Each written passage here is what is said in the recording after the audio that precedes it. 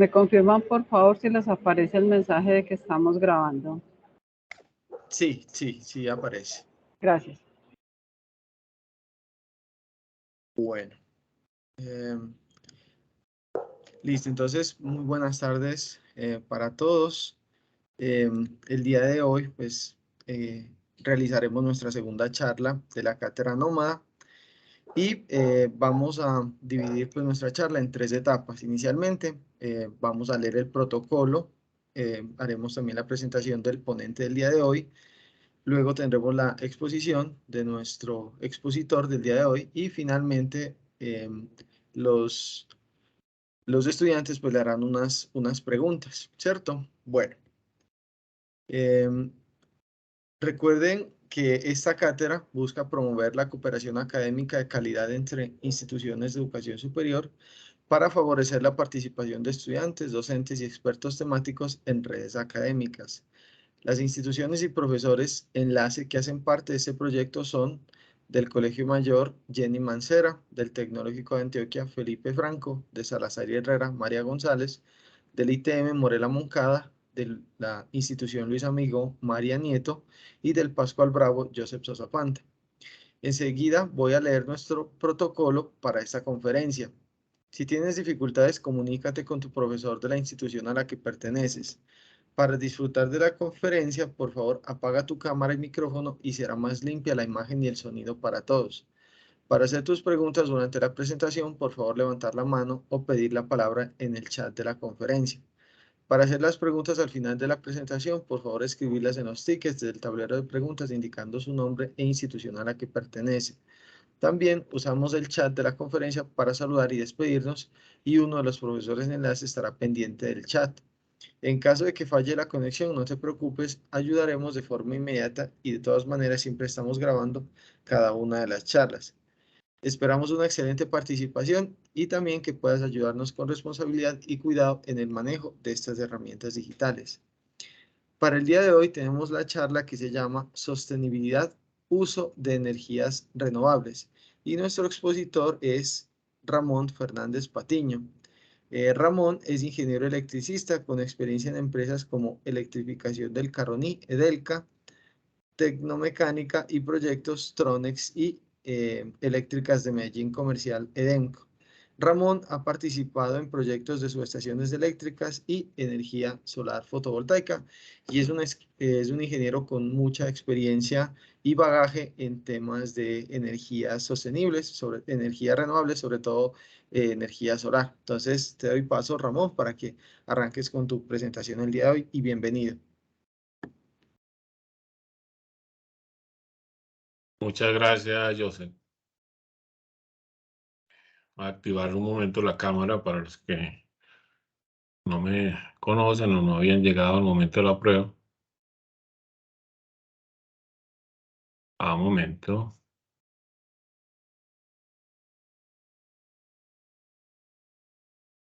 Ya no sé por qué no me deja activar la cámara. Pero no, sí te estamos viendo, profe. Te estamos viendo a ti, te estamos viendo y estamos viendo la presentación también. Perfecto. Me da un mensaje como de error. Listo. Bueno, decía, para los que no me conocen, pues ya la presentación la hizo Joseph. Ramón Fernández es mi nombre. El día de hoy, pues vamos a ver el tema de sostenibilidad, haciendo pues uso de la energía solar como una fuente de energía renovable. Para todos, pues el tema de desarrollo sostenible implica pues cómo nosotros somos autosustentables sin comprometer pues la capacidad de las generaciones futuras, es decir, cómo hacemos uso de los recursos que tenemos actualmente y que esos recursos pues estén disponibles en el futuro. Esto pues obviamente hay que hacerlo en 3 pilares, pues en el tema ambiental, de forma económica y social. Enmarcado en todo esto, pues en el 2015 la ONU aprobó una agenda para el 2030, en la cual pues se desarrollaron varios objetivos de desarrollo sostenible dentro de los cuales pues, está el 7, que pues, es el que más nos atañe a nosotros que en el tema de hoy, que es pues, establecer una energía accesible y no contaminante. En función de eso, hay diferentes fuentes de energía que pudieran ser no contaminantes y que pudieran determinarse como energías renovables.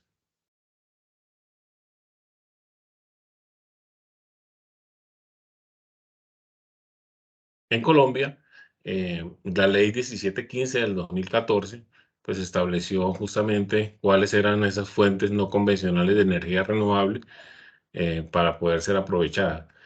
Estas fuentes pues obviamente no se consideran no convencionales porque son de poco uso. Sin embargo, pues la idea es que la vayamos incluyendo pues en la matriz energética que tenemos de tal manera que pues que tenga mayor participación en la generación. La matriz energética de Colombia, pues el 70% de ella pues es hídrica, 28% estamos hablando de combustibles fósiles y alrededor de un 2% pues de toda la que componente eólica y solar.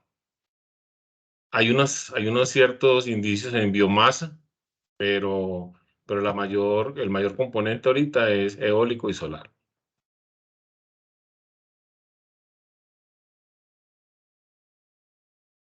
Colombia, pues, enmarcado y comprometido, pues, en establecer ese cumplimiento, pues, del objetivo de los desarrollos sostenibles, pues, actualizó la ley 1715 y algunos otros reglamentos con la ley 2099 del 2021, donde ya nos enmarcamos pues en una transición energética, la cual implica pues un cambio en todo el tema de la matriz que tenemos ahorita actualmente, aunque es una matriz muy buena desde el punto de vista hídrico.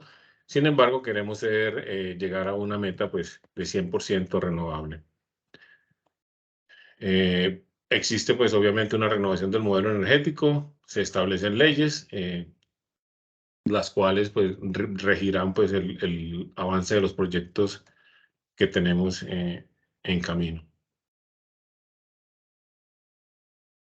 Entonces, puntualizando el tema de la energía solar fotovoltaica, ¿qué es la energía solar fotovoltaica? Pues a nosotros en el planeta Tierra pues nos llega aproximadamente 970 millones de gigavatios hora provenientes del sol y el consumo anual de electricidad aproximado anual es de 170.000. Significa que tenemos un recurso ahí que apenas estamos empezando a aprovechar y que con el desarrollo de las tecnologías como los paneles fotovoltaicos que ahorita vamos a ver sus componentes, pues nos van a permitir hacer este desarrollo de aprovechamiento, que ya no solamente es el boom en los países europeos y en Norteamérica, sino que también el desarrollo de otros países como nosotros. Entonces, ¿qué es la radiación solar? Pues la radiación solar pues, es la irradiancia que nos llega del Sol, que es medida en unidades de energía, que es vatios horas por metro cuadrado, y viene representada en dos formas. Una radiación directa, que es la que se percibe antes de que nos llegue a la atmósfera, y otra radiación, que es la radiación difusa, que ya cuando atraviesa la atmósfera, pues tenemos esta radiación disponible. Y la radiación total, pues es la suma de los dos componentes. Viendo el mapa de radiación solar global, pues de todo el planeta Tierra, observamos que Colombia está como en una franja, de acuerdo al color que está aquí, como en una franja media de aprovechamiento solar, indicando que, por ejemplo, África es uno de los países que pudiera desarrollarse en energía solar porque tiene un alto valor de irradiancia. Chile, en Sudamérica, tiene un alto valor de irradiancia. En Centroamérica y Norteamérica, pues está México y la parte oeste de Estados Unidos. Australia también es muy bueno para la energía solar. Colombia dentro del mapa de radiación solar, observamos que la zona norte, pues la zona de La Guajira, es la que mayor aprovechamiento pudiéramos tener por el tema de que estamos alrededor de los 6 kilovatios hora por metro cuadrado. De hecho, pues es hacia donde apuntan los proyectos ahorita de energía, de grandes granjas de energía solar. Sin embargo, no desamerita las demás regiones del país, donde podemos observar también por encima de 4 a 5 kilovatios hora por metro cuadrado. Si pueden consultar, el IDEAM tiene este mapa y tiene las tablas de las principales ciudades donde se especifica cuáles son estos valores mes a mes que podemos tener y que son indispensables, pues obviamente para el cálculo y el diseño de los sistemas solares fotovoltaicos. Actualmente, pues en el mercado se utilizan unos software para hacer estos diseños. Los diseños, pues, se hacen está el Scope, está PVSol, está PVSys, que ellos tienen una fuente de base de datos climatológica, donde incluyendo, pues, todo el tema de radiación solar, pues incluyen también el tema de temperatura y también incluyen todo el tema de nubosidades. Como por mencionarle, pues algunos proyectos grandes, pues que se han desarrollado en Colombia, pues el primero que se desarrolló fue la granja de Celsia de Jumbo Solar con 9.8 megavatios. Este fue pues, el que marcó el hito de grandes proyectos aquí en Colombia en energía solar. Y la que tenemos de mayor potencia actualmente pues, es el Paso Cesar con 86,2 megavatios. Pues son grandes granjas de energía solar pues que han representado gran producción de energía. Hay otras incluso hay de 9 megavatios, 19 megavatios que se están desarrollando actualmente y Celsia pues ha sido uno de los pioneros en este tema.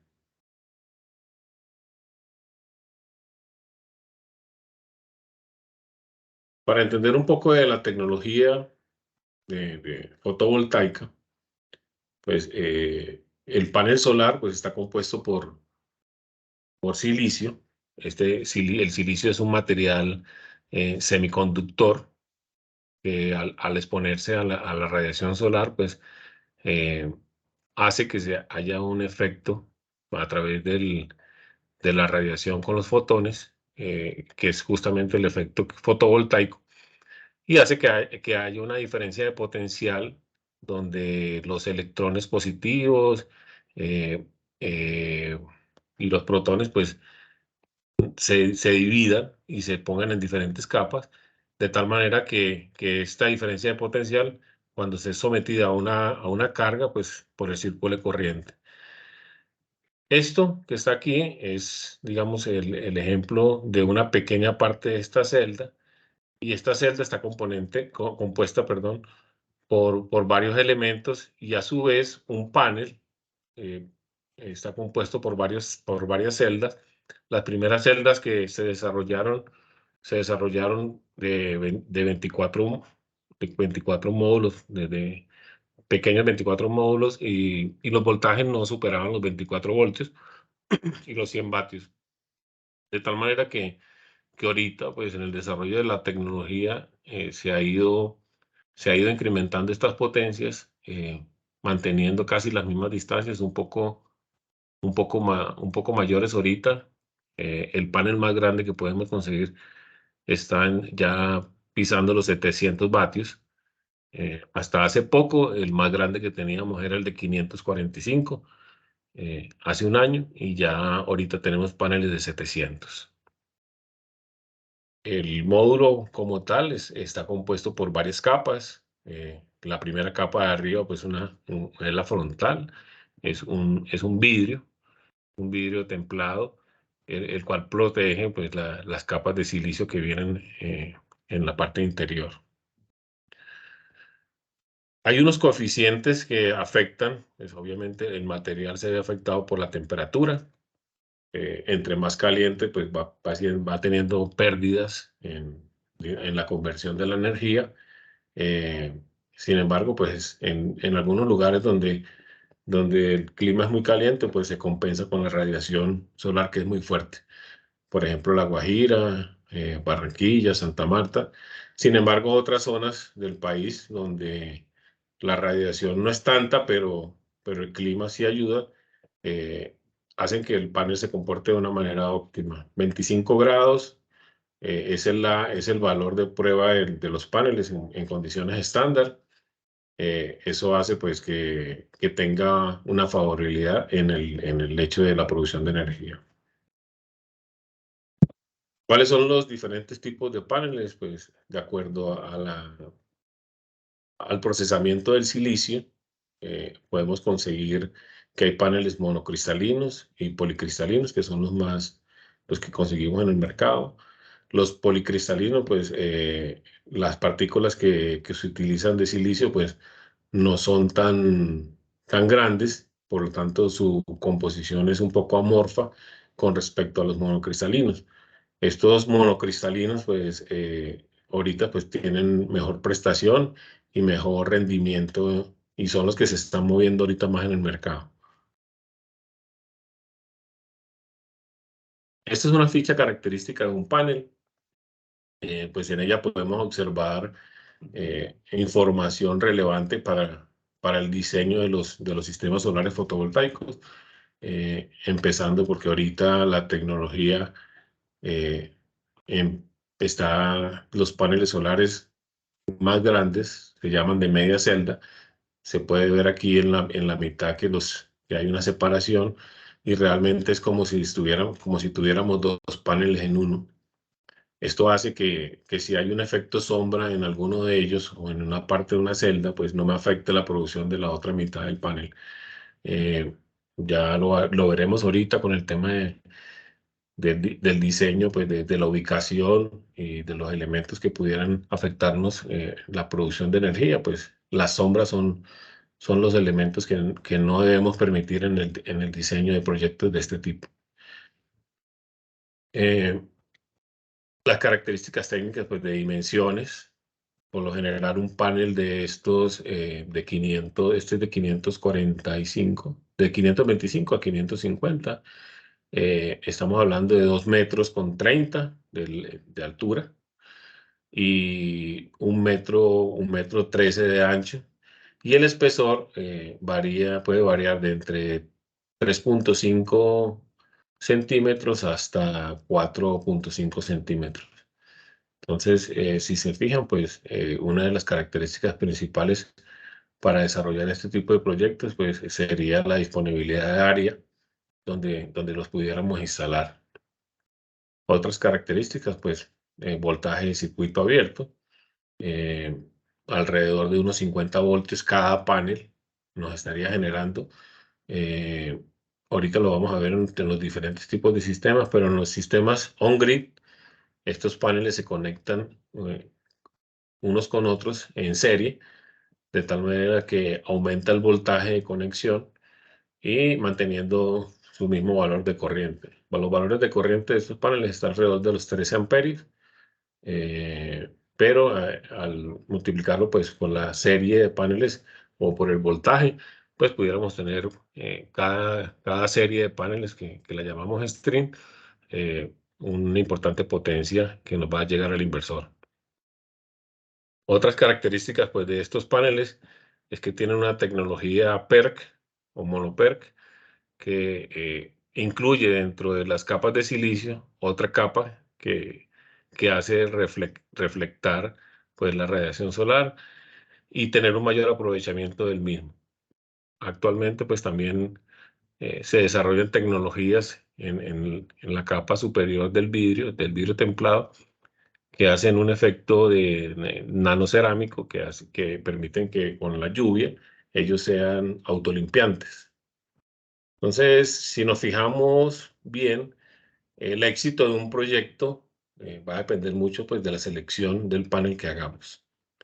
Hay paneles que son bifaciales, ¿Qué quiere decir esto? Que dentro de las, digamos, intermedio de las celdas, permite pasar la luz y con el reflejo de la superficie que está por debajo, pues va a permitir un 10 o un 15% mayor de aprovechamiento en la generación de la producción.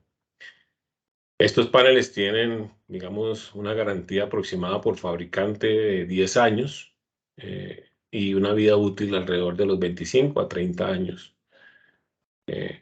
Obviamente, con el paso del tiempo, ellos tienen unas pérdidas que están alrededor de los 0.55% anual. Quiere decir que alrededor del 25 años ellos estarían produciendo un 84% de su capacidad nominal. Yo sé, las preguntas y todo esto es al final, ¿cierto?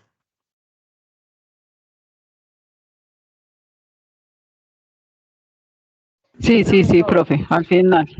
Ellos van escribiendo las preguntas en un tablerito y aunque si tienen alguna duda, nos la escriben acá en el chat y nosotros se la comunicamos. Listo, perfecto. Otra cosa que les quería comentar con respecto a los paneles, porque obviamente es uno de los dos componentes principales del sistema solar fotovoltaico, es las certificaciones a las cuales están sometidas. Están sometidas a certificaciones IEC, ISO, y aquí en Colombia, por reglamentación, tienen que estar certificados bajo el RETI.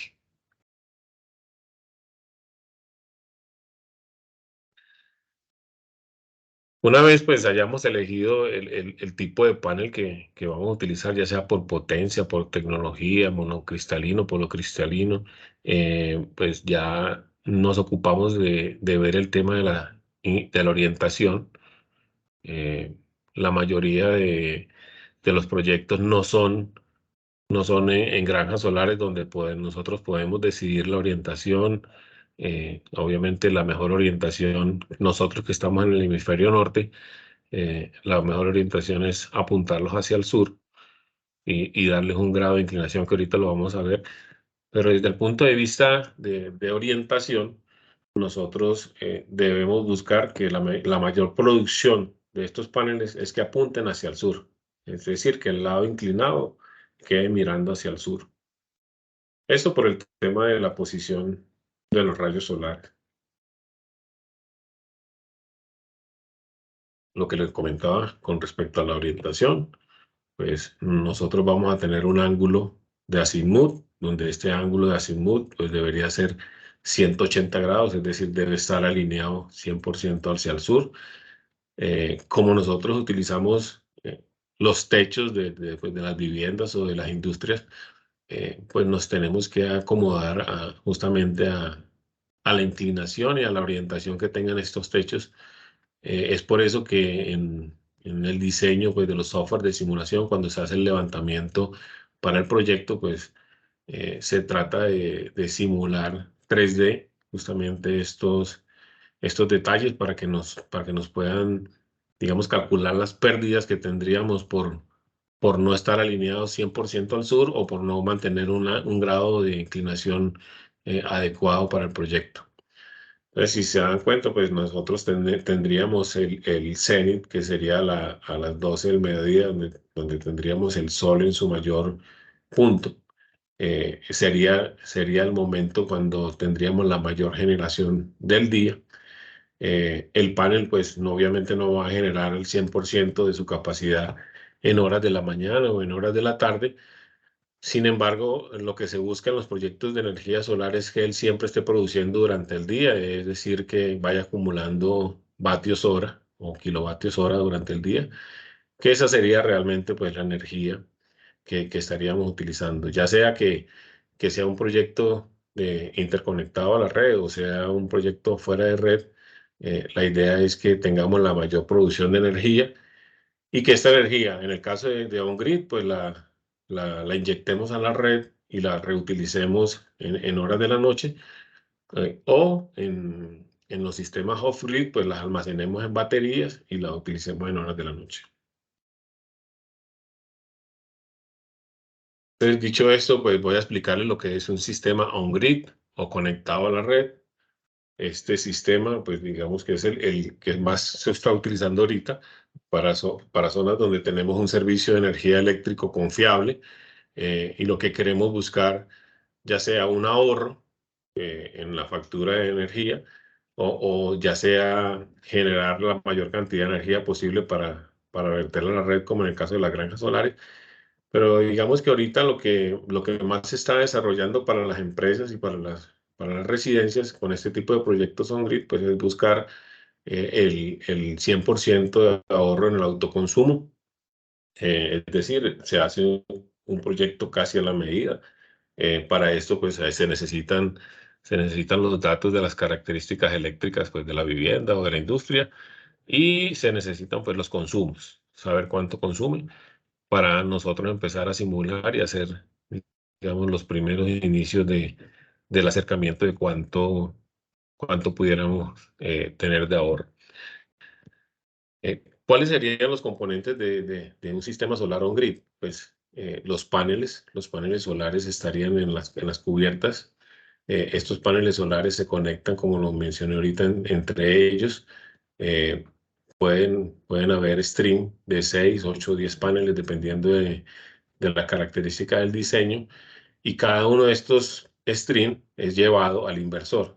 El inversor es de electrónica de potencia, pues este inversor transforma a través de su electrónica la corriente continua en corriente alterna. Para ello, pues cada inversor tiene sus características propias de voltaje y corriente admisibles desde los paneles solares. Estas características técnicas, pues, se deben tomar en cuenta a la hora del diseño.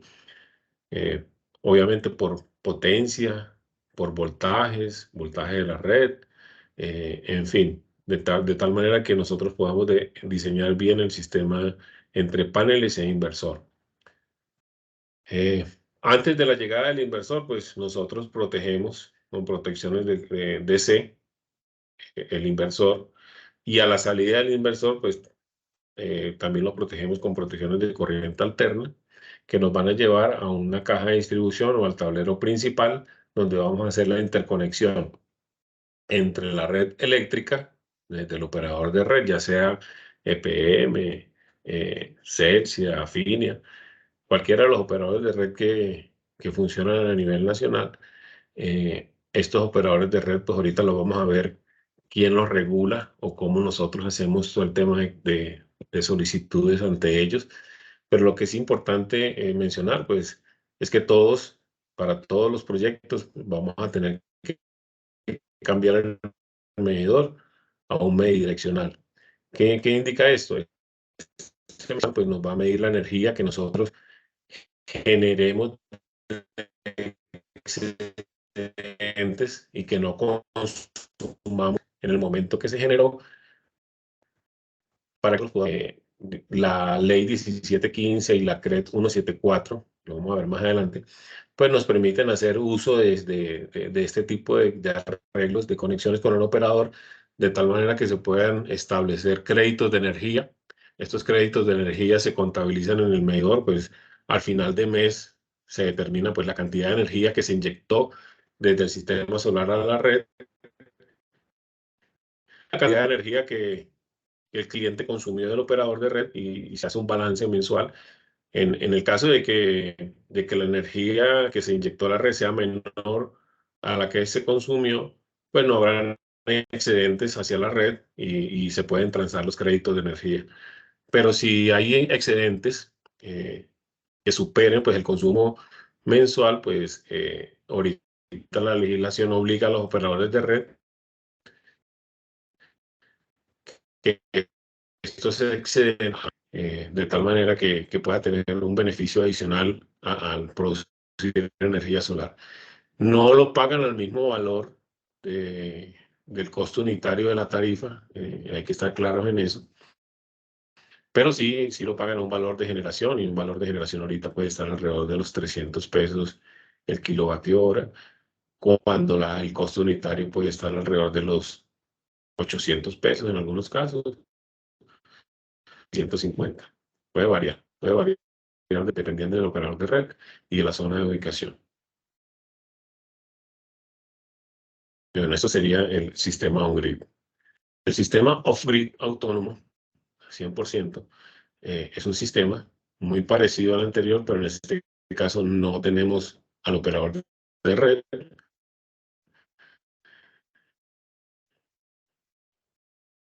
A través de los paneles, igual contamos con un inversor, igual contamos con una salida de corriente alterna que se conecta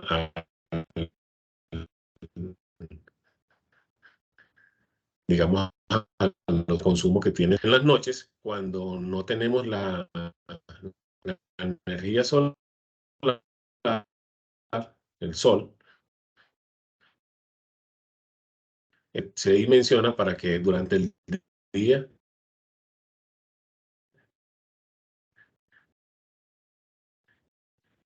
eso sea almacenada en baterías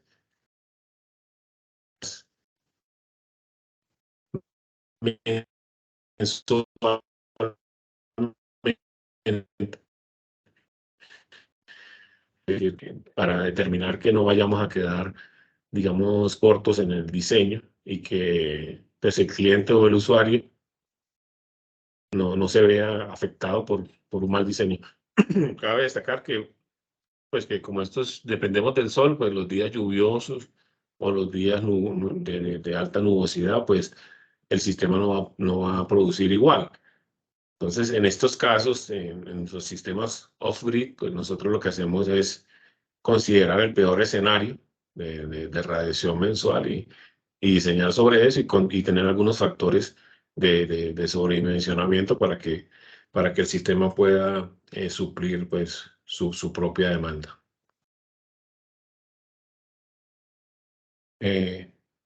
Actualmente hay sistemas on-grid que son conectados a la red y que tienen baterías. Estos sistemas los podemos conocer como sistemas híbridos. Su finalidad, al igual que el on-grid, pues es generar un ahorro en la factura con respecto al operador de red. Es igual al on-grid, pero él tiene, en el inversor, tiene una parte de off-grid que se activa cuando ve pérdida de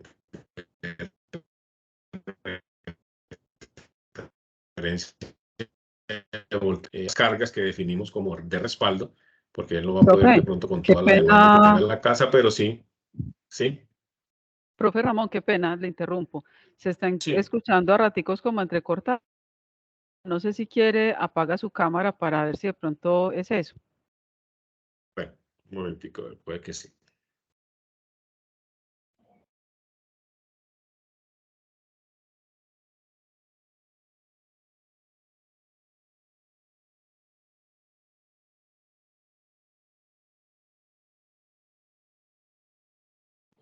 Listo. Sí, ahora me escuchan bien. Sí, señor, muchas gracias. Vale. Les comentaba que el sistema on-grid conectado a la red también puede tener baterías y es un sistema que llamamos híbrido. Voy a explicar de nuevo el sistema. Este sistema, al igual que el on-grid, pues se conecta a la red, tiene un medidor bidireccional, pero a diferencia del otro, cuando él pierde referencia de voltaje de la red, es decir, estamos ante un corte de energía, él activa una salida off-grid que utiliza las baterías y respalda cierta carga de energía, la cual nosotros definimos previamente y que están conectadas directamente. Normalmente estas cargas, cuando está en funcionamiento normal el on-grid, pues está conectada a ellas, pero cuando se va la energía hace una transferencia automática. Este sería el on-grid con baterías, el híbrido. Y también tenemos unos sistemas autónomos que llamamos híbridos, pero utilizan diferente la red. Estos sistemas utilizan la red como un respaldo, más no hay un medidor bidireccional. Ellos no inyectan a la red, pero sí utilizan a la red como, digamos, un backup. Es decir, tenemos los paneles solares, alimentan las cargas durante el día y cargan baterías, y ya en las noches, pues, utilizan las baterías y en caso de que dependiendo de la configuración que decidamos, a cierta cantidad energía a las baterías, pues él hace un switcheo y se alimenta de la red.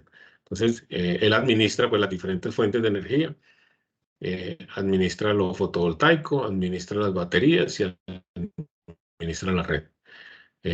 Todos estos sistemas, pues obviamente cuentan ahorita con la tecnología, con un sistema de monitoreo que se puede hacer en línea a través de servidores en la web o en aplicaciones en el teléfono. Viendo la característica, o sea, la ficha técnica de características de un inversor, tomé ejemplo como un inversor on-grid de 60 kilovatios, 70. ¿Cuáles serían estas? Estos inversores en la parte de abajo pues tienen las entradas de las cadenas de los stream. Él se divide en varios sectores que llamamos MPPTs. Esos MPPTs manejan cierta cantidad de corriente, en este caso 52 amperios para el primero, 52 amperios para el segundo y 52 amperios para el tercero. Aquí nosotros conectamos pues, lo que llega de la cubierta de los paneles solares. El voltaje máximo admisible que tiene por cada uno de estos MPPT sería 1100 voltios. Esto quiere decir que si tengo un panel de 50 voltios, ¿cuántos paneles puedo colocar en serie? Pues tocando hasta 20 paneles en serie para que me den los 1000 voltios. Sin embargo, la elección de la cantidad de paneles que vamos a conectar en serie, pues características particulares del proyecto.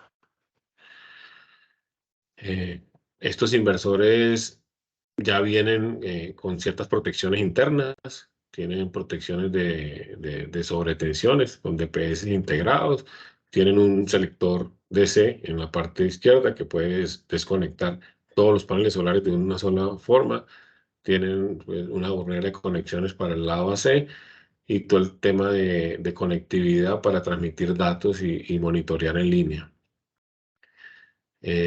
Para cada tipo de instalación, pues obviamente habrá un modelo de inversor que sea el elegido para poder diseñar en el proyecto.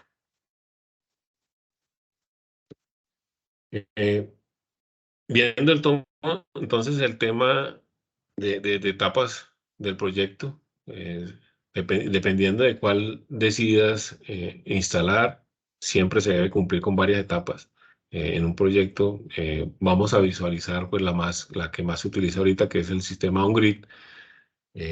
Debemos partir por un diseño, simulaciones e ingeniería.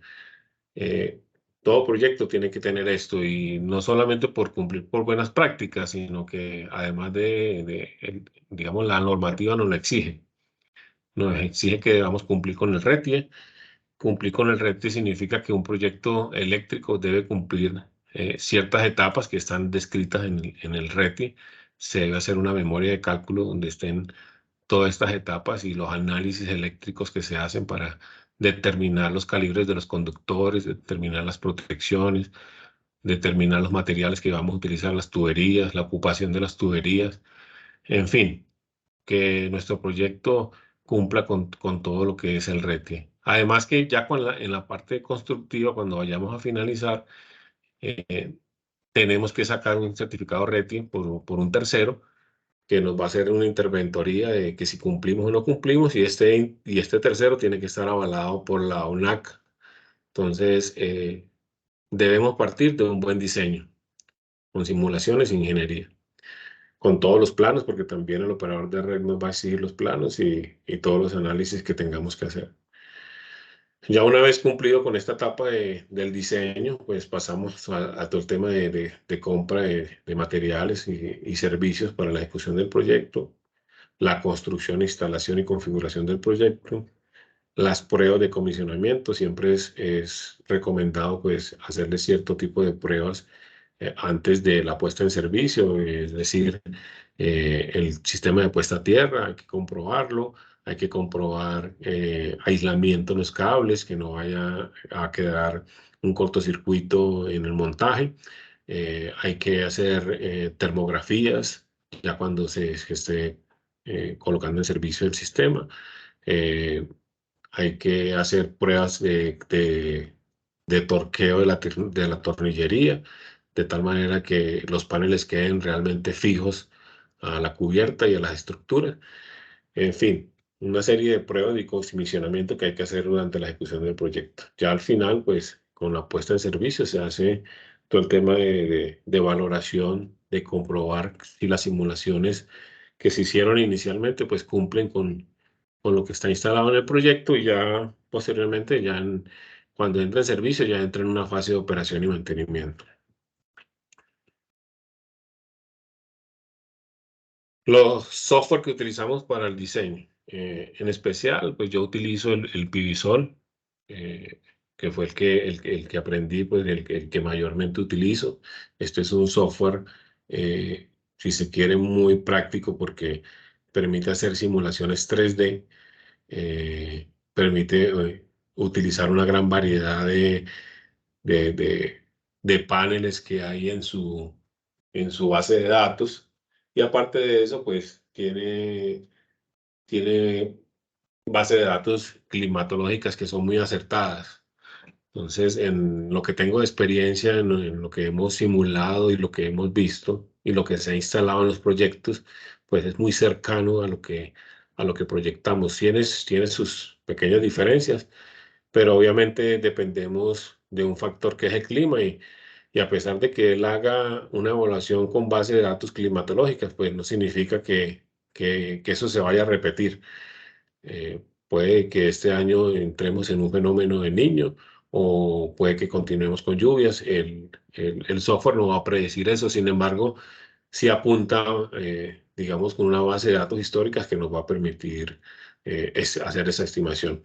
Lo otro que tiene de bueno el software, ya sea este o cualquiera, el scope también o el PVC, es que te va a permitir, dependiendo de la orientación que le des a los paneles y la inclinación, pues lograr determinar eh, cuáles serían esas posiciones donde hay menos pérdidas o si no puedes hacer cambios en el diseño, cuáles serían esas pérdidas que vas a obtener. Entonces, por ejemplo, aquí en los datos, esto es un extracto de lo que nos arroja el análisis de resultados de, por ejemplo, de este proyecto.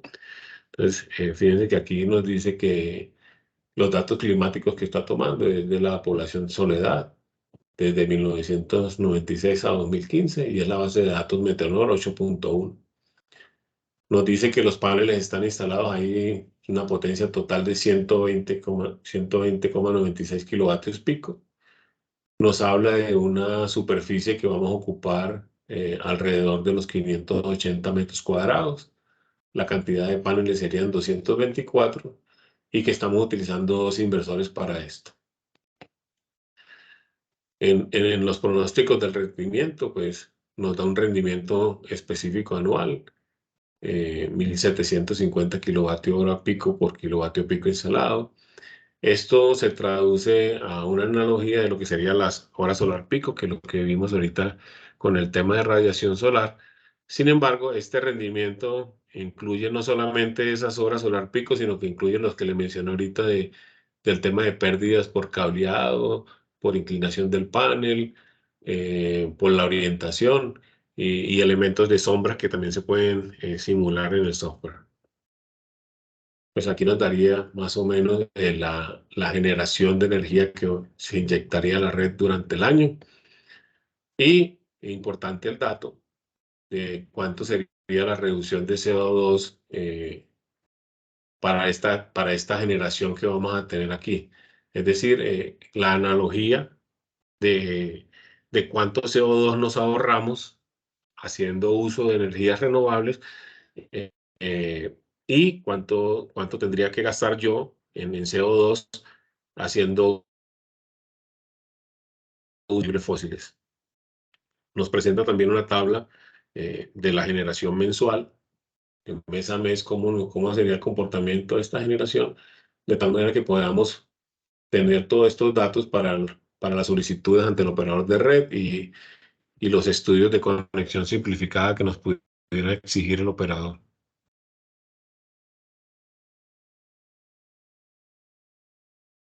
un poco más de análisis del tema de autoconsumo.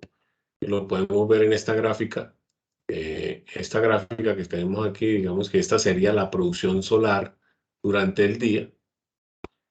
Y esta de color negro sería el consumo del cliente o del usuario. Y observamos que durante el día el usuario pues no alcanza a consumirse toda la generación solar. Entonces esta generación solar que fue de excedentes durante ese día se inyecta a la red y se puede hacer un intercambio con créditos de energía dependiendo de varios niveles de potencia que establece la CREG 174, pero para proyectos menores a 100 kilovatios se pueden hacer uso de los créditos de energía, y esta energía que no se utilizó durante el día, pues se puede utilizar durante la noche. Es por eso que en algunos proyectos podemos hablar de reducir hasta el 100% del consumo de la energía, de tal manera que esos proyectos son muy viables. Obviamente el mercado y las normas en Colombia, pues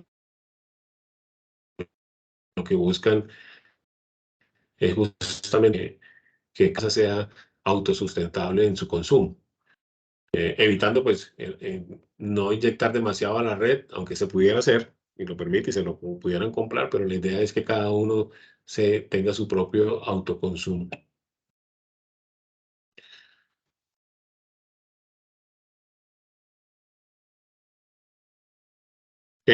Dentro del marco regulatorio y normativo en Colombia, pues tenemos que todo lo que, como les comenté ahorita, todo diseño tiene que cumplir con RETIE. Esto es primordial y esencial. Tiene que cumplir con el Código Eléctrico Nacional, con el NTC 2050, y algunas normas pues que no estén contempladas dentro del NTC 2050 y el RETIE, pues nos apoyamos en el NEC para poder determinar ciertos cálculos. Como les mencioné, pues los paneles solares están sujetos a que estén validados ante el RETIE, y toda la construcción de la instalación eléctrica también. Es decir, nosotros cuando compremos los materiales y los insumos debemos exigir que todos los materiales eléctricos pues tengan el cumplimiento de RETIE, nos emitan el certificado de conformidad, hacer la legalización del proyecto, no tengamos inconvenientes. Ya lo mencioné. Con respecto al tema de los trámites de disponibilidad del operador de red, la resolución CREG 174 del 2021 sustituyó a la CREG 030, que era la que regía anteriormente. Pues hicieron algunas modificaciones respecto a la norma, porque habían ciertos vacíos, y a través de esta nueva resolución pues se establecen esos lineamientos. Esta CREG pues establece todos los procedimientos y las normas que debemos cumplir para poder solicitar la conexión al operador de red. Dentro de ellas, pues una de estas es que no podemos utilizar más del 50% de la capacidad del transformador que tenemos conectado. Y si pudiéramos por alguna razón utilizar más del 50%, pues tendríamos que terminemos que realmente la energía que estamos produciendo pues la vamos a consumir, y que en algún caso pues no vamos a exceder el 100% de la capacidad del transformador. También este estudio de conexión simplificada pues para proyectos mayores a 100 kilovatios también lo exigen, y tiene que ver mucho con el tema de cálculo de protecciones y cálculo de las acometidas para saber si están cumpliendo o no están cumpliendo con los valores nominales que exige el proyecto. Esta es autogeneración a pequeña escala. Establece que hay un límite entre de 0 a 100 kilovatios, sería el primer límite. El segundo límite está entre 100 kilovatios hasta 1 mega. y el otro límite está en proyectos de 1 a 5 megavatios. Ya proyectos mayores a 5 megavatios no se consideran autogeneración a pequeña escala, sino que ya son proyectos a gran escala. Entonces, volviendo al tema de lo que estaba comentando, pues hay fuentes convencionales de energía, que es las que tenemos ahorita, y hay autogeneradores a pequeña escala con este tipo de fuentes, pero digamos que ahorita la ley 1715 y la 2099 lo que persigue es que haya mayores proyectos de fuentes no convencionales de energía, como en este caso la solar, la fotovoltaica. Entonces, proyectos menores o iguales a 100 estarían orientados hacia, pues, hacia las residencias y a la industria, pequeña y mediana industria, y ya proyectos mayores de 100 a 1 mega, pues estaríamos orientándolos hacia grandes industrias. La ley 1715 establece unos beneficios tributarios que con la ley nueva, la 2099, se complementaron con respecto a la ejecución y a la certificación de la AMLA para temas legales y la integración con la DIAN para la extensión de estos beneficios tributarios. ¿Cuáles serían estos beneficios tributarios? Pues el primer beneficio sería que ya no aplicaría el IVA al proyecto, es decir, podemos hacer el registro del proyecto ante la UBME buscando este certificado de tal manera que cuando facturemos, pues no facturemos con el IVA al proyecto. De esta manera ya tendremos un primer beneficio. Aunque ahorita la legislación dice que los paneles y los inversores están exentos de IVA, hay otros elementos y materiales eléctricos que sí. Entonces la idea es que durante la ejecución del proyecto, antes de facturar, pues ya tengamos el visto bueno de la UBME para que podamos tener este beneficio de exención de IVA y los proyectos sean, digamos, económicamente más atractivos. El segundo beneficio es la depreciación acelerada, es decir, para las empresas que tienen que pagar impuestos por activos, esta depreciación acelerada hace que un activo de estos se pueda depreciar en 3 años y digamos que significa que tiene que pagar menos impuestos de renta. El otro beneficio, y que es el que considero el más importante, es que se puede deducir del pago de declaración de renta, de lo que paga impuestos la empresa, hasta el 50% del valor del proyecto, en un tiempo máximo de hasta de 15 años. Esto significa que si el valor del proyecto fue de 100 millones de pesos, la empresa se puede descontar 50 millones en impuestos sobre la renta, pero no se puede descontar todo en una misma transacción, sino que tiene que hacerse anualmente y que ese monto anual no supere el 50% de lo que paga en impuestos sobre la renta. Por lo general, los proyectos solares fotovoltaicos, dependiendo del tamaño, pudiéramos estar hablando entre 4 a 5 años o 6 años en algunos casos, el retorno de la inversión. Sin embargo, con estos beneficios tributarios, pues puede casi acortarlo a la mitad, pero va a depender mucho del tema de qué tanto pagan en impuestos y si se pueden deducir en impuestos ese valor que estamos hablando.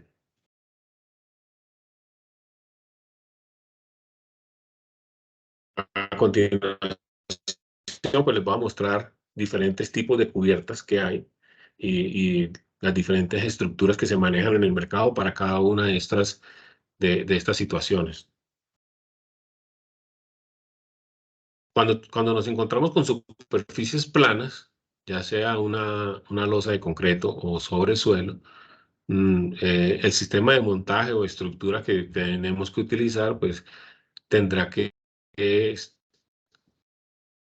darnos la inclinación que necesitamos, porque ya de hecho son planos y el suelo es plano. Entonces,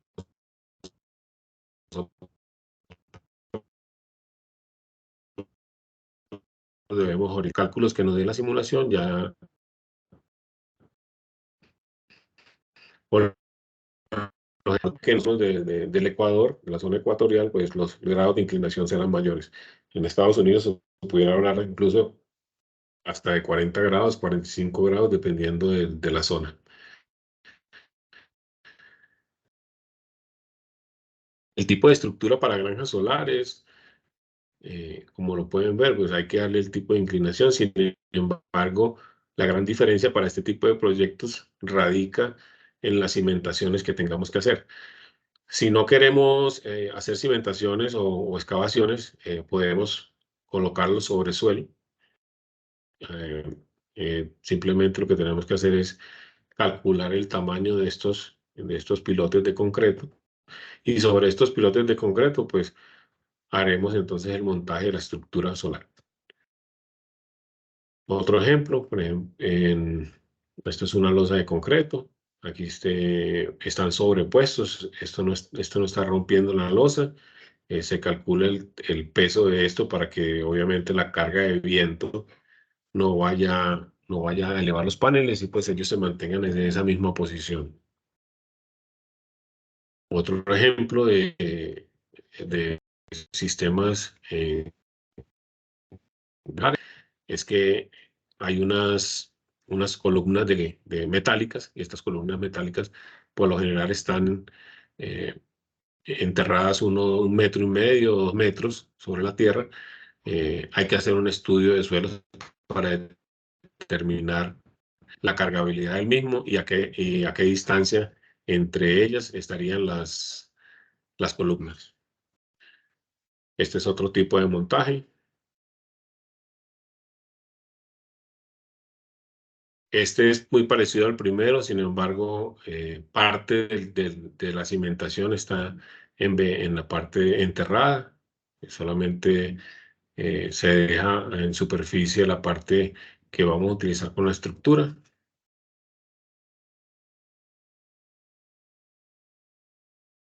Igual parecido al anterior, a los anteriores.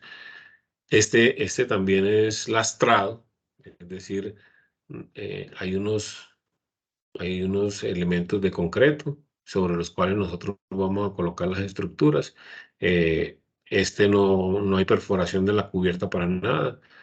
Y el tamaño del cada uno de los pilotes también se debe calcular para que pueda soportar cargas de viento. Otro ejemplo de lastrado. Con respecto a las estructuras que utilizamos para anclarnos a las cubiertas, pues ya cuando no tenemos este tipo de suelos planos o de superficies planas, sino que ya nos vamos a instalar sobre techos, sobre cubiertas, pues nosotros utilizamos una estructura de rieles. Esta estructura de rieles tiene cierta forma característica de tal manera que sobre esta forma entra una pieza. Esta pieza final la llamamos enclan. Piezas que van en medio de los paneles como esta, la llamamos midclan. Este es otro tipo de midclan. Todos los paneles pues, van sujetos a ese riel a través de estos dos elementos, o este elemento también. Pero ya, como anclamos este riel a la cubierta, pues es variar dependiendo del tipo de cubierta. Este tipo de anclaje que vemos aquí, que es como una Z, es para cubiertas con teja de barro. Esta parte queda protegida por la teja y sale por la parte entre teja y teja, sale esta pieza. De tal manera que le da un realce. Veamos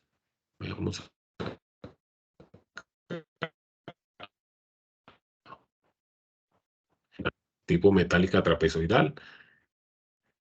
En este caso,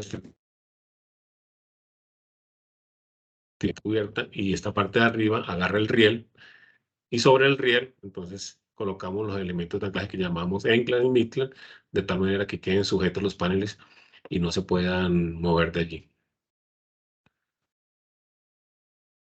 Otro tipo de sujeción. Hay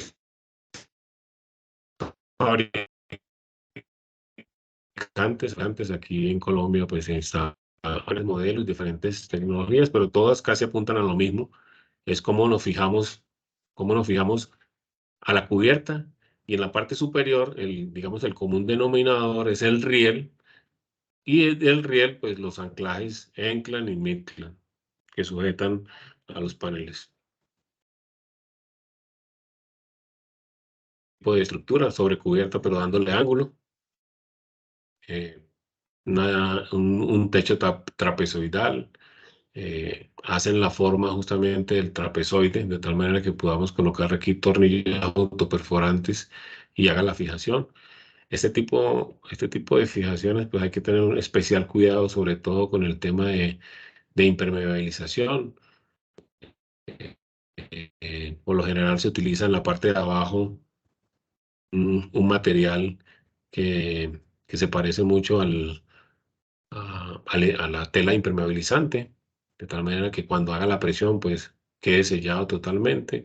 Estos tornillos que utilizamos también tienen unas arandelas de neopreno que hacen que no haya filtraciones de agua hacia la parte interior. Siempre es bueno, antes de iniciar el proyecto, pues hacer un levantamiento de que no hayan goteras, de tal manera que cuando finalicemos el proyecto, pues evidenciemos que el proyecto quedó tal cual como lo recibimos. Otro modelo de anclaje.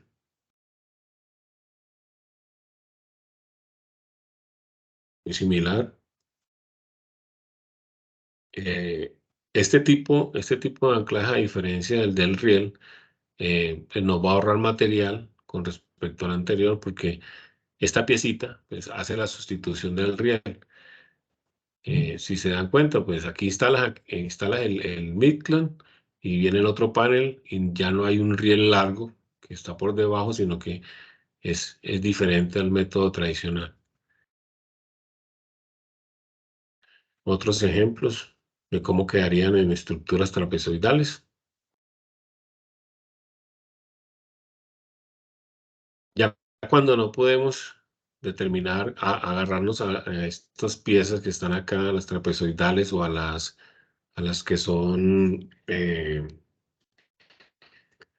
con la abrazadera, tenemos una L que es con un tornillo autoperforante. Este tornillo autoperforante tiene que engancharse en la parte de abajo de la estructura de la cubierta.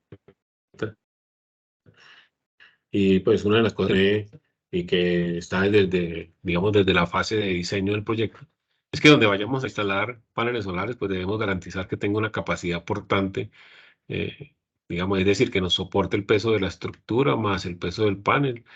Un panel está pesando alrededor de unos 28 kilos.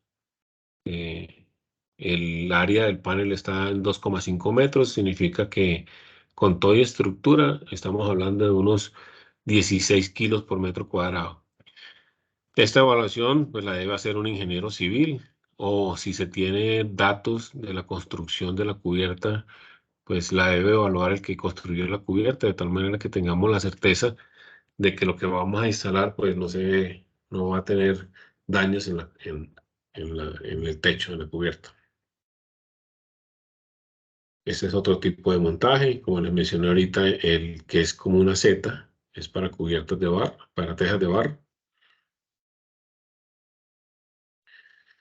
Hay empresas que manejan software de estructuras, es decir, nosotros le entregamos a él la cubierta, las medidas, la cantidad de paneles, y ellos nos simulan y nos determinan cantidades que en el proyecto.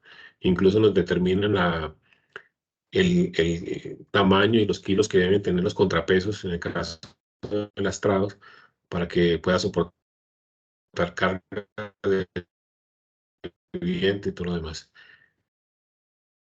Ejemplos de otros tipos de sistemas están los sistemas flotantes, es decir, utilizamos espacios donde hay lagunas, lagos artificiales, de tal manera que podamos tener un mejor aprovechamiento del área.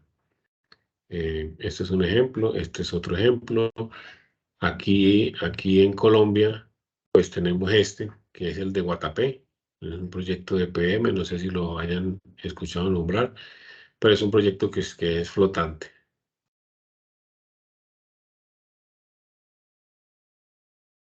Entramos entonces en las buenas prácticas para la instalación.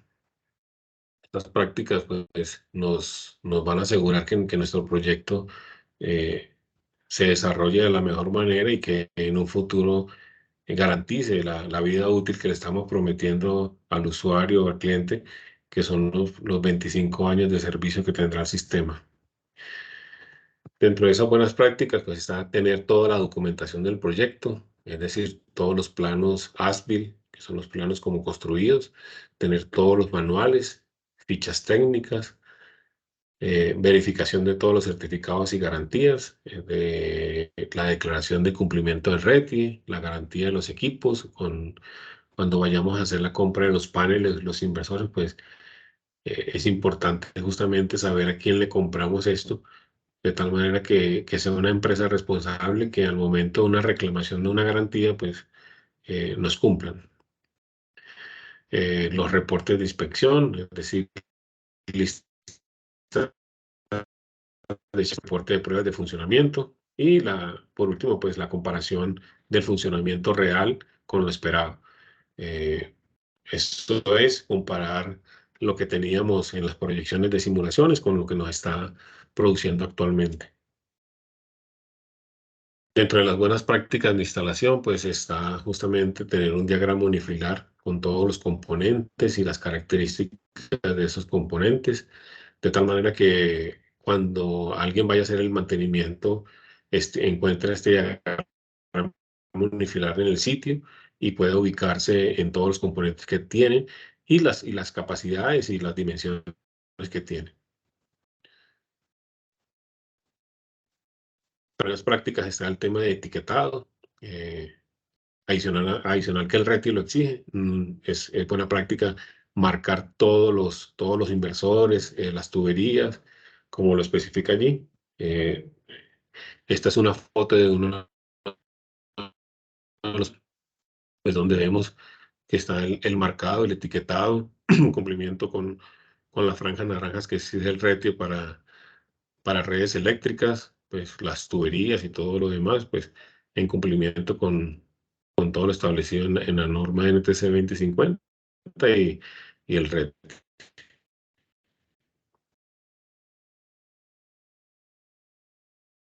El plano que hay que entregar junto con el proyecto. Con respecto a las buenas prácticas, pues obviamente está en mantener limpios los paneles. La limpieza de los paneles, ya sea por las aves o por una hoja o por el polvo, pues nos va a bajar el rendimiento de la planta y nosotros tenemos que entonces estar haciendo un constante lavado. Por lo general, en sitios donde no hay inconvenientes de aves o de alta polución de polvo, el mantenimiento de lavado de paneles se hace cada 6 meses. Sin embargo, hay sitios donde el polvo es mayor o está cerca de una carretera destapada.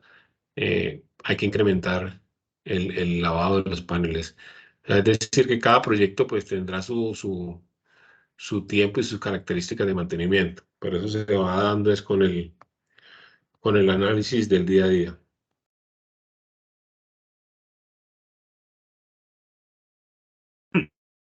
Pues para el mantenimiento es mantener todos los datos actualizados, el cliente como el responsable del área de mantenimiento, de tal manera que ante cualquier emergencia, pues podamos tener una respuesta oportuna. Tener a la mano toda la documentación del sistema solar, con todos los manuales que haya hecho, tener todas las estimaciones de generación esperadas, hacer una lista de actividades de mantenimiento, frecuencia, estimación de tiempo y recursos, y llevar pues todo el tema de registro de garantía de equipos y de la instalación. En estos días, pues haciendo una termografía en los paneles, me detecté que había un módulo que estaba extremadamente alto, es decir, una celda estaba en 70 grados centígrados cuando las demás estaban en 40. Esto evidencia pues una falla que a la larga pudiera repercutir en el tipo de tecnología de inversor. Hay inversores que nos ofrecen plataformas de supervisión del sistema, es decir, nos permiten ver la generación solar. Por ejemplo, en este gráfico, la curva rosada nos indica cuánto estamos generando en el día. También podemos tener datos de generación en el mes, cuánto generamos en el año, cuánto es el consumo. Si nos fijamos aquí en horas de la madrugada, el cliente venía con un consumo alrededor de los 70 kilovatios, y ya en las horas de la mañana empezó la generación solar, y fíjense que el consumo de la red bajó porque ya el sistema solar está interviniendo, y esto es lo que queremos. Queremos que en la mayor parte del consumo que él tiene durante el día, pues la esté generando el sistema solar. Estos sistemas también nos emiten alertas si hay alguna desconexión de la corriente alterna, o si el inversor nos presenta alguna falla, él nos indica qué falla es. Si requiere una atención inmediata, pues nos dirigimos al sitio a verificar de qué se trata, pues de por qué nos está alarmando el inversor, pero nos permite tener una operación en el día a día más eficiente y dar respuestas oportunas, porque pues no queremos llegar a las siguientes imágenes que les voy a mostrar, pues daños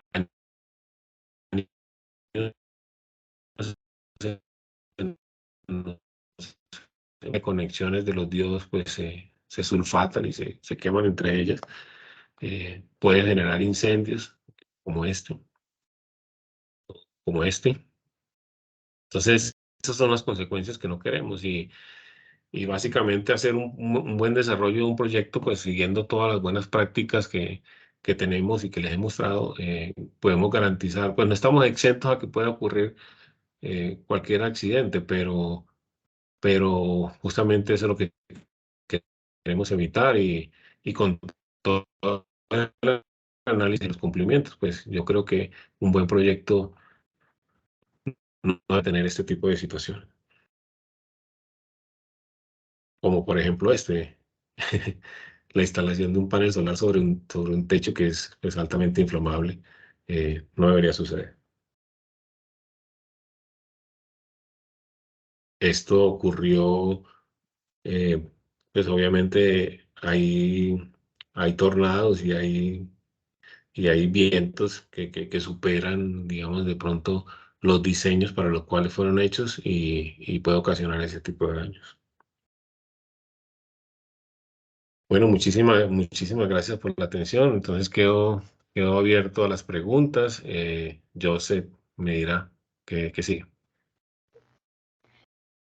Muy bien, buenas noches, profe. Mi nombre es Jenny Mancera.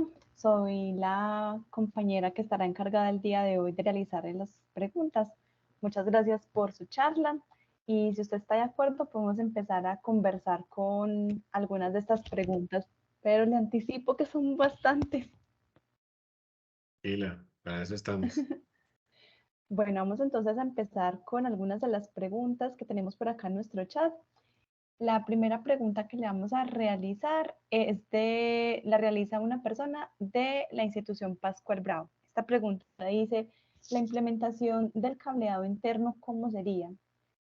Quiero decir, una persona que quiere implementar como segunda opción este tema de los paneles solares. Bueno, con temas del cableado. Primero definamos el cableado que va de los paneles hacia el inversor. Pues durante la ejecución del proyecto, el diseño del proyecto, debemos definir un sitio donde va el inversor. Este cableado de los paneles al inversor, pues se hace a través de la cubierta y bajamos hasta los inversores. Por lo general, en la tubería que utilizamos o las canalizaciones que utilizamos son para intemperie. Ya cuando entramos hacia el interior de la casa o hacia el punto de conexión, debemos definir la ruta del cableado. Principalmente se hace con tubería expuesta, buscando el tablero principal. Si vemos que hay complicaciones en la ruta del cableado hacia el tablero principal, buscamos el punto de conexión antes del medidor. O sea, es decir, tendríamos que hacer adecuaciones en el tablero de medida, de tal manera que podamos colocar allí protecciones para hacer la interconexión del sistema solar con el sistema del operador de red. No sé si eso responde a la pregunta. Claro que sí, profe. Muy bien, entonces vamos a continuar por acá con algunas de las siguientes preguntas. Esta pregunta muy interesante además porque nos la realiza alguien externo a nuestras instituciones. La realiza Natalia Castañeda, es desarrolladora de negocios en Colgas y Gases de Antioquia. Su pregunta es, ¿cuánto tiempo demora la certificación RETIE de todo el sistema y desde qué momento se debe solicitar? Por lo general, la certificación RETI, como lo mencioné, es un ente aparte del constructor que tiene que estar certificado por la ONAC. Ellos ofrecen durante su, durante su certificación 2 visitas. Por lo general, la primera visita se coordina cuando lleva un avance entre el 70 o el 80% del proyecto. Y ya la segunda visita, pues cuando tenga el 100% construido. Una vez que ellos tengan esa visita, ellos emiten en un periodo de 10 días hábiles más o menos las observaciones que hayan tenido lugar en la inspección. Pero la idea es que con la primera visita ya se vaya viendo las correcciones y de tal manera que cuando haga la segunda visita, tengamos la menor cantidad de observaciones posible y ya ellos tendrán alrededor de 15 días hábiles para emitir el certificado. Ok. Bueno, tenemos otra pregunta, profe, de Miguel Ángel Torres Vélez, del ITM. Él pregunta sobre el tema de las energías renovables, llega a atrapar la atención de que tal vez en un futuro próximo se opte por estas alternativas en una mayor medida, en aras de conservar los recursos naturales y terrestres. ¿Qué es lo más complicado a la hora de producir estas energías? ¿Y por qué si son tan efectivas aún sigue siendo complicadas de implementar? ¿Resulta factible empezar una reserva energética? Digamos que una de las mayores complicaciones que nos conseguimos a la hora de implementar este tipo de energías, o sobre todo la fotovoltaica, digamos, es con respecto a las instalaciones de clientes que tienen sus instalaciones eléctricas, pues no bajo norma RETI, entonces hay que empezar a hacer justamente todas las adecuaciones para que esto suceda y eso pudiera acarrear de pronto gastos económicos que no estaban cubiertos en el proyecto. Entonces, eso hace también frenar mucho la decisión de un cliente a la hora de instalar. Otro motivo, pues, pudiera ser el tema de normativo, que en algunos casos no nos permite hacer instalaciones mayores de las que nosotros querramos. Entonces, son ciertas cosas que nos van frenando. Eh, Ahorita, hace un año, pues invertir en energía solar eh, era mucho más barato por el tema del dólar. Ahorita hay un dólar mucho más alto, pues obviamente los precios suben y cuando hace uno la evaluación económica del proyecto, pues ya no me da el retorno en 5 años, sino me da en 6 años. Aún sigue siendo atractivo, pero los clientes se frenan un poco ante esta situación. Son como los obstáculos más visibles que veo yo. A gran escala, en temas de granjas solares, pues ahí no hay ningún inconveniente porque este tipo de proyectos pues se hace con otro tipo de legislaciones y con importaciones directas. Pero hablando del tema de la industria o del usuario residencial, pues eso serían las contras. Lo otro es que para proyectos muy pequeños, por ejemplo, una casa que construya que consuma pues, 150 kilovatios hora al mes, pues cuando vayamos a hacer todo el tema de certificaciones y todo lo demás, pues el proyecto se encarece demasiado y ya no serían 5 años, sino serían 10 años el retorno de la inversión. Aunque el proyecto pudiera durar 25, pues eso también hace pensar a la gente en hacer un tipo de esta inversión. Ujú. Profe, una pregunta que está relacionada un poco con la que nos acabas de responder, la realiza Alejandra Posada Pérez del Colegio Mayor de Antioquia. ¿La instalación de paneles flotantes no afecta las condiciones ambientales de los lagos, represas en los que están instalados? En ese tipo de proyectos sí, hay que hacer una evaluación ambiental de la fauna, que en este caso serían los peces y la flora, a ver cómo la afecta. Sin embargo, pues las recomendaciones desde el punto de vista ambiental por los expertos se toman en cuenta y digamos que los paneles no estarán cubriendo el 100% del área, se tendrán ciertas distancias de tal manera que permitan que los rayos solares también penetren al fondo del lago, pero digamos que desde el punto de vista que los vaya a afectar con la energía o un cortocircuito, no, no porque se utilizan materiales y elementos aislantes de tal manera que no vaya a haber ese tipo de riesgo, tanto para afectar la instalación como para afectar la vida animal y las personas. Ujú. Profe, ¿cuál es la vida útil promedio de un panel? Es la pregunta de Julián David Gómez Henao. Como lo mencioné, la vida útil está alrededor de los 25 a 30 años y la mayoría de fabricantes da entre 10 a 12 años de garantía por defectos de fábrica. Ujú. Nos realizan una pregunta al ITM. ¿Cuánto contaminan los paneles solares? Más o menos, si conoces algo sobre su huella ecológica o huella de carbono. A ver, pues la construcción del panel obviamente requiere de materiales como aluminio, el silicio. Durante el ciclo de vida pues, del panel se establece pues, que se debe escoger pues, empresas que sean responsables ambientalmente justamente en el manejo tanto de la construcción del panel como en la disposición final de un panel a los 25 años. Obviamente esta tecnología pues no es tan reciente y a lo mejor ahorita estamos viendo ya paneles que están siendo desincorporados, pues tengo entendido que hay empresas que se encargan de justamente de, de esos paneles que salen fuera de servicio, hacer el aprovechamiento mayor, por ejemplo, del aluminio, de las conexiones metálicas y del vidrio. Ujú. Bueno, nos realiza otra pregunta Juan José Bermúdez del ITM y es teniendo en cuenta que ya hay sistemas de seguimiento solar, ¿esto puede mejorar el rendimiento de la captación fotovoltaica?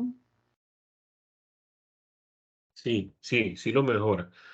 Lo mejora, pero estos trackers que se utilizan mayormente en granjas solares. De tal manera que la disposición de estos ya no serían, como lo mencioné al inicio, hacia el sur, sino que serían hacia, digamos, que el movimiento siga el oriente y occidente. De tal manera que cuando el sol se pose en cualquiera de las etapas del día, eh, los rayos solares estén dando perpendicularmente al panel. Sí, sí se obtiene una gran mejoría en ese tipo de trackers. Ujú. Elmer Esteban Muñoz nos pregunta, tengo claro que lo mejor es hacer el cambio a las energías limpias y cuidar nuestro planeta, pero teniendo en cuenta la situación económica y social por la que está pasando el mundo, ¿qué tanto beneficio o costo hay para tener paneles solares en una casa?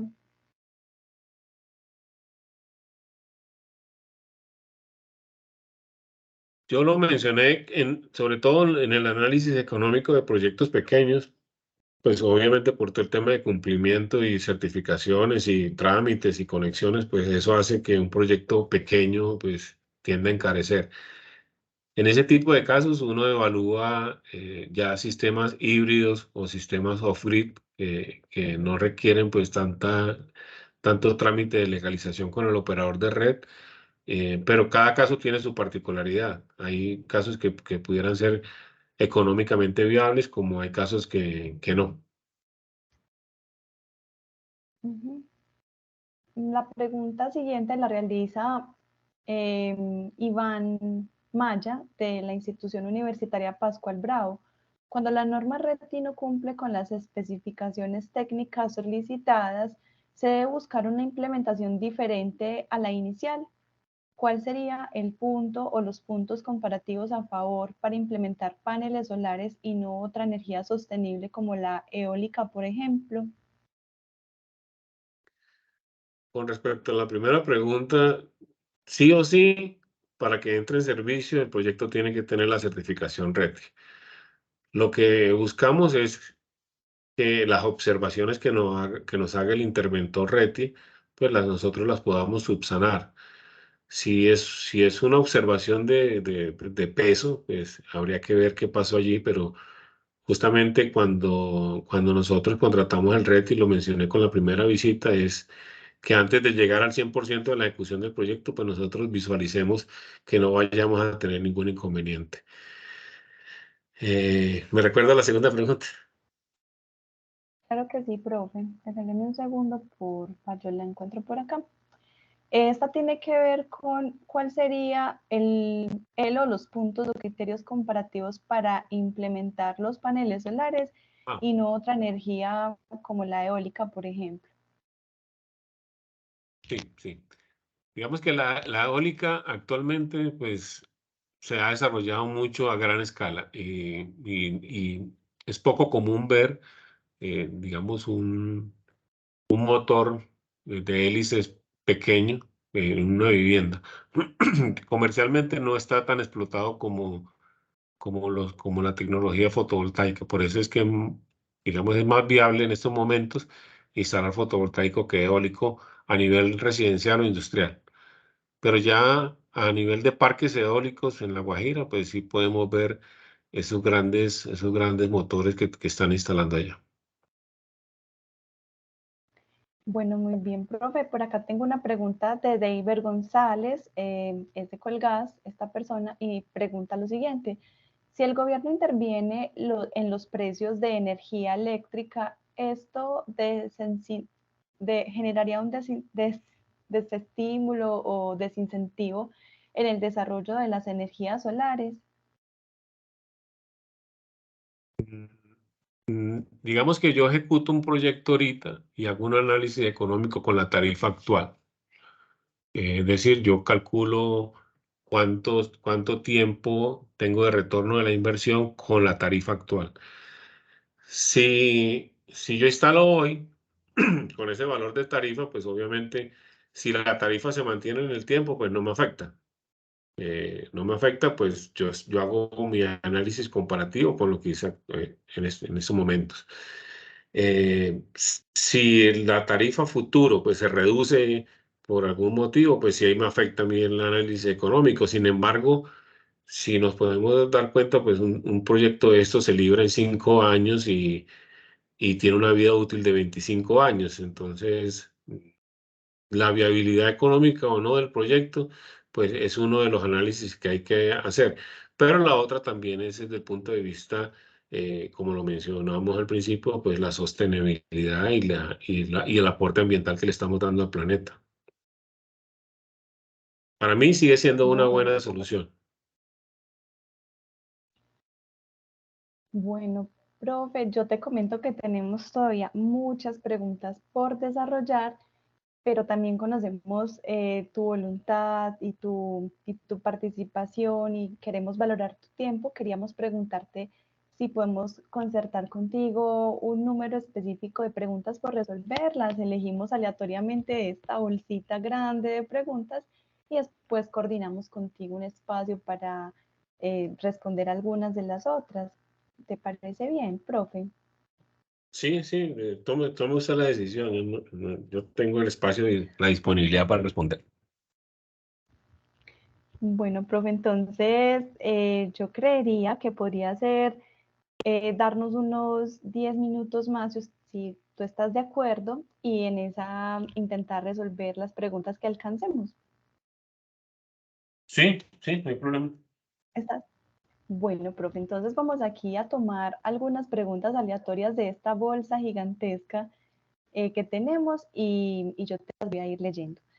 John Dairon Jaramillo del ITM me pregunta o nos pregunta, estudios indican que ya hay una escasez altamente en la extracción del silicio por alta demanda de producción de chips, semiconductores para dispositivos electrónicos, en este caso para los paneles fotovoltaicos. ¿Qué alternativas sostenibles se pueden implementar en caso de que el silicio sea explotado en su totalidad? La verdad, con respecto a la extracción de silicio, pues es un elemento que se consigue en abundancia pues, en el planeta. Pero hay tecnologías que están buscando utilizar otro tipo de materiales que incluso nos dan mayores rendimientos. Pero no creo que lleguemos a ese escenario donde ya no tengamos más silicio. Ok, profe. Nos pregunta William Barrera, que es coordinador de industria en la empresa Colgas Regional Nororiente, ¿cuánto es rentable implementar un proyecto SSFV? SSFV es Sistema Solar Fotovoltaico, para los que no conocen. Está bien. Lo hemos venido comentando durante el transcurso de la charla. El análisis, por lo menos, del tema de conexión a red, o sea, el on-grid, estaríamos hablando, dependiendo del caso, entre 4 a 6 años el retorno de la inversión y una vida útil de 25 años. Entonces, es decir, en el flujo de caja neto a través de los años, pues es un proyecto que tiene una TIR alrededor del 16 o 18%, que es dependiendo de, pues, en análisis económico, es muy bueno. ¿Por qué? Porque seguirás haciendo uso de la energía y ya dejarás de pagar. Lo otro es que ahorita las entidades bancarias pues están dando créditos para líneas verdes y pueden, digamos, buscar ese músculo financiero para la inversión inicial y en vez de pagarle al operador de red la tarifa que le venía pagando, pues se la paga el crédito y al cabo de 5 años, pues ya libera su préstamo y ya le queda, ¿qué? Unos 20 años o 25 años de uso del sistema. Bueno, esta pregunta nos la realiza Sergio Andrés Sánchez de la institución universitaria Pascual Bravo. Teniendo en cuenta nuestra ética como país tercermundista, ¿estamos subordinados a las grandes potencias y a nuestro gobierno? Supongo que esta pregunta tiene un poco que ver también con el tema de las tendencias en cuanto a uso de las energías fotovoltaicas. Digamos que cada país es autónomo pues, en sus leyes y en sus normativas. De pronto lo que pudiéramos depender es de la tecnología o de la producción de paneles e inversores, porque obviamente el mayor productor de paneles es chino. Eh, hay grandes fábricas de paneles en China, unas muy buenas, otras más buenas y otras no tanto. Pero las que cumplen con todas las normativas y certificaciones, creo que se me está yendo la señal un poco. Hola, ¿me Bueno, en escuchan? este momento, sí, claro, por supuesto. En este momento te Ah, estamos escuchando bien, profe. sí, pues les decía pues que la amenaza con respecto a las políticas extranjeras, pues la que más nos afecta de pronto sea un tema de importaciones, eh, pues sobre todo por los paneles y los inversores que son los que importamos. Ya el resto de materiales y digamos lo conseguimos aquí en la industria nacional. eso sería la afectación que pudiéramos tener. Ujú. Bueno, Sneider Posada del Pascual Bravo, creo, nos pregunta qué se puede hacer en estos días tan oscuros, que no hay mucho sol, para recargar las baterías y que en la noche estas baterías no nos dejen a oscuras. Sí, digamos que dependiendo del tipo, porque si menciona batería, significa que tiene un sistema off-grid, fuera de red. Eh, Aquellos que mencioné que son off-grid híbridos pueden tener respaldo de la red o pueden tener respaldo de una planta eléctrica, de tal manera que en esos días, no todo el tiempo, puedas prender la planta pequeña y puedas recargar baterías o utilizar parte de la energía de la red. Ok. Bueno, eh, Luis Miguel Martínez del Pascual Bravo nos pregunta, si una persona quiere optar por crear una pequeña granja de paneles solares, ¿el gobierno brinda algún beneficio eh, tipo subsidio? Dado que en el caso, por ejemplo, si una casa no tenga fácil acceso a la energía que brinda el Estado o empresas públicas. A ver, si digamos que no tiene acceso a la energía, pues hay unas zonas que no son interconectadas.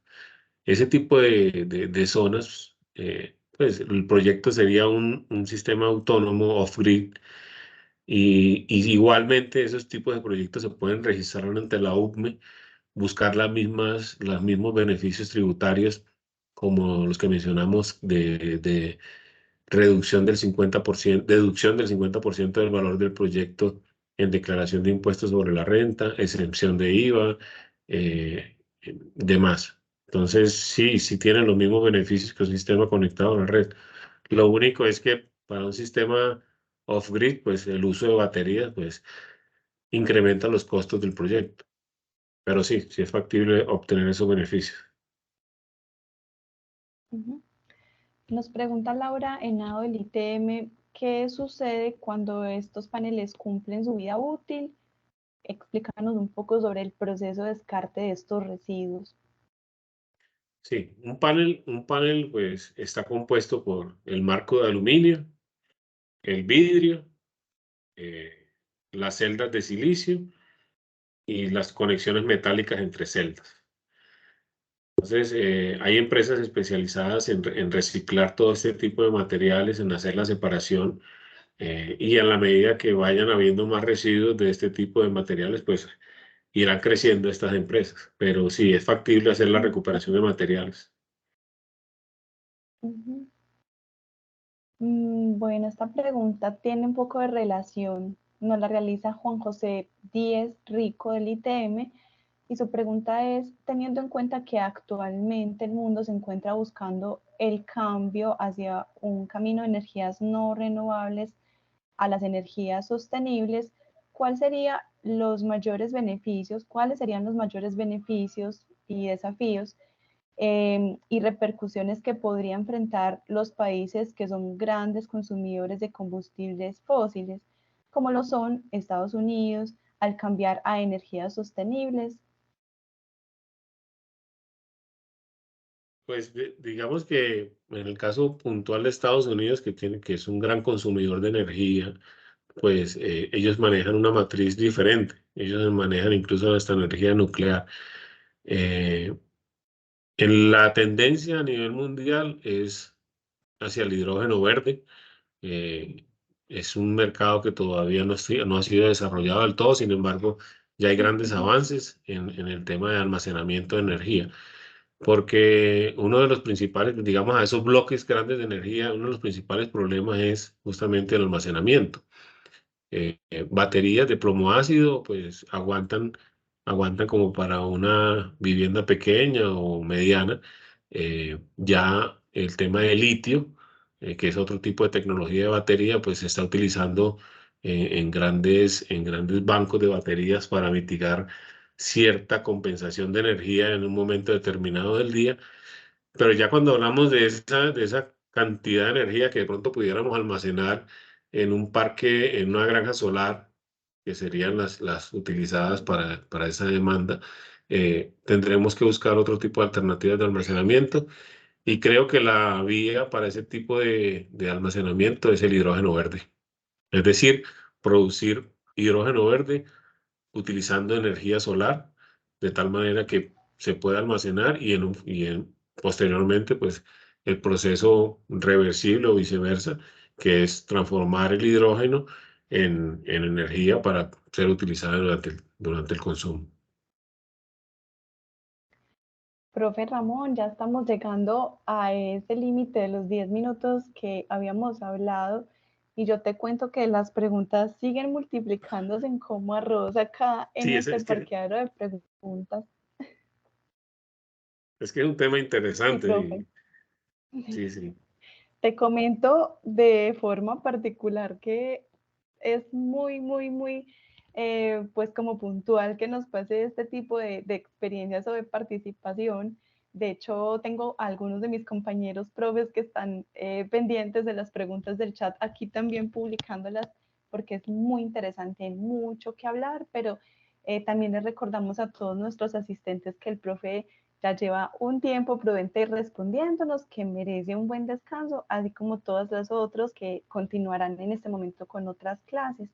Entonces, profe, antes de cerrar y antes de comentarles a todos ustedes cuál es nuestra siguiente charla, me gustaría preguntarte si quieres ayudarnos con una reflexión final en relación a este tema de las energías fotovoltaicas con la que nosotros nos podamos quedar, y más adelante, si estás de acuerdo, nos contactamos contigo para intentar resolver algunas de estas preguntas que por cuestiones de tiempo se nos quedaron acumuladas y en multiplicación acá en nuestro parqueadero de preguntas.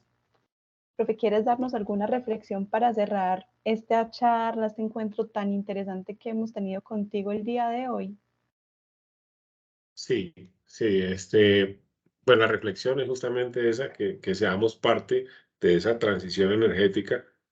Si bien no es cierto que de pronto que podamos instalar paneles en nuestra casa o no tengamos, digamos, la suficiencia económica para hacerlo, podemos contribuir de otras maneras, haciendo un buen uso racional de la energía, siendo eficientes.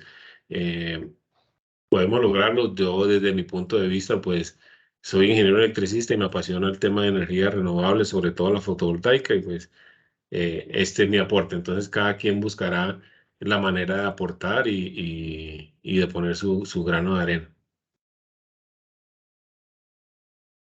Muy pertinente esa reflexión, sobre todo con este público tan diverso que tenemos acá en la cátedra Nómada. Bueno, profe, ahora le voy a dar el paso a mi compañero Felipe para que nos pueda dar el cierre a esta charla.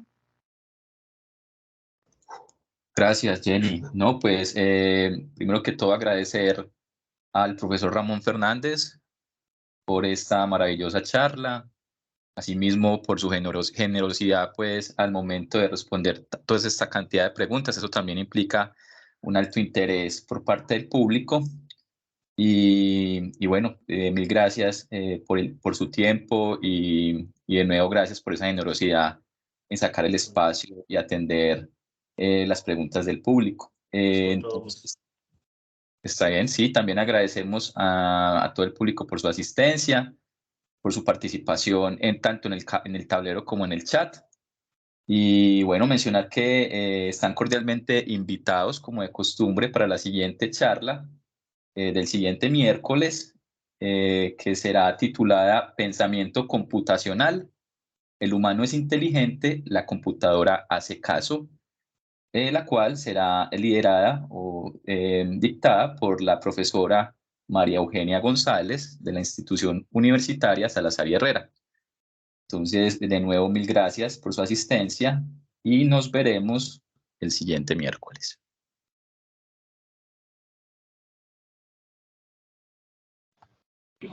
Perfecto, muchísimas gracias a todos. Hasta luego. Hasta luego.